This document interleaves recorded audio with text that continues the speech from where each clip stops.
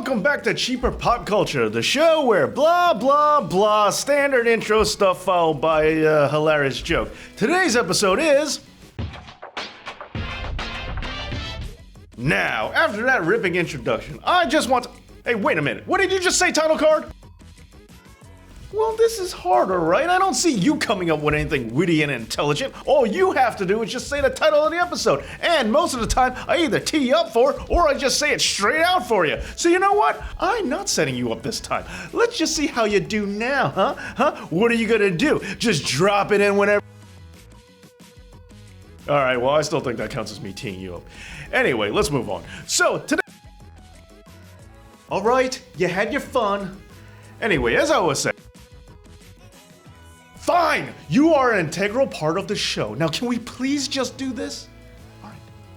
Good. Today's episode is about one particular episode, or should I say, two particular episodes of Merry Melody.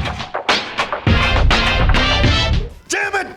Alright, so that whole Looney Tunes style aggravation works as the perfect segue to start talking about the Merry Melodies animated short, Bunny Hugged, which features Bugs Bunny going against the Crusher. And if you feel like you've hallucinated this cartoon ending two different ways, well, it's okay. Your toothpaste hasn't been spiked with LSD. And if it has, well, it's not related to the fact that this cartoon is actually repurposed from another cartoon.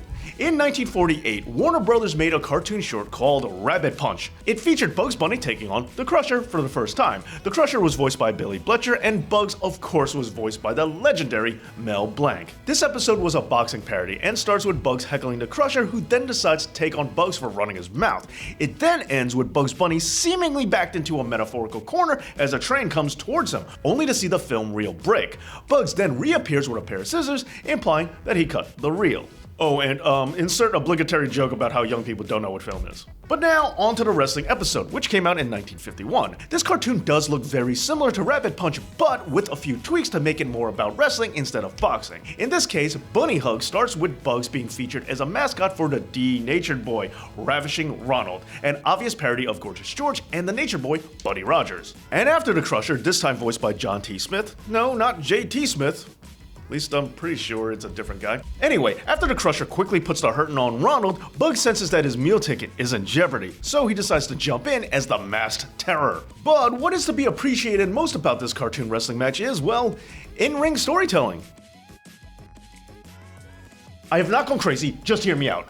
Unlike a lot of things in today's media, this match has layers, a sequence of events that proceed in a logical order. Sure, it's ridiculous cartoon stunts serving to move things along, but that doesn't matter. At least there's a natural progression. For example, Bugs quickly learns that he is no match physically for the Crusher while he's stuck in a body scissors hold. So Bugs cleverly decides to rip his mask so that the Crusher thinks that he ripped his own trunks. Feeling embarrassed, the Crusher releases his hold and looks around to find Bugs, who is now disguised as a tailor. The Crusher seeks out his help and Bugs uses this opportunity to stab him with a needle, which sends him flying into the stands. Oh, I'm sorry, into the Looney Tunes universe. By the way, that reminds me, why are there so many big guys who are afraid of needles? Then again, there are also a lot of big guys who got big because of needles. Anyway, the point is, get it? Point?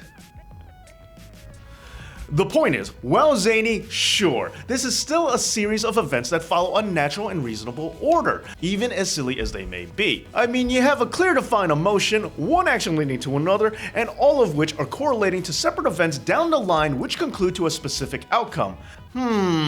If only all wrestlers thought about this and had their wrestling moves use the same kind of logic in their matches. That's right, it seems like there are some wrestlers out there who just need to watch more Looney Tunes. But hey, no shame in that. That does it for this one, or should I say, that's all, folks.